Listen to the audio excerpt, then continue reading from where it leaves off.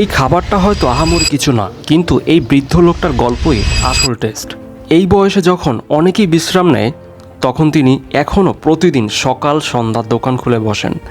হয়তো সিঙ্গারা বা পুরি খুব আলাদা স্বাদের নয়, এই এক কামড়ের স্বাদ হয়তো সাধারণ, কিন্তু মানুষটার অধ্যবসায়, তার পরিশ্রমী মনোভাব, সেটাই কিন্তু আসল ইন্সপিরেশন। আমি প্রতিদিন এখান থেকে যখন যাওয়া আসা করি, তখন আমার মন থেকে খুব আসে তার এখানে বসে একটু খাওয়া দাওয়া করি, তাই এখানে চলে আসলাম। এবং সত্যি তার খাবারের টেস্টও অনেক ভালো ছিল। এটা একদম সিম্পল ছিল, বাট ভালো ছিল। প্রতিদিন শত শত মানুষ এখানে খেতে আসে, শুধু খাবারের জন্য নয়, বরং ওনার সেই হাসি মুখ আর মনোভাবের জন্য। খাবারটা হয়তো মাঝারি, কিন্তু এই চাচার পরিশ্রমই তাকে শহরে সবার শ্রদ্ধার আসনে বসিয়েছে। তো স্যালুট জানাই আমাদের এই কাকাকে।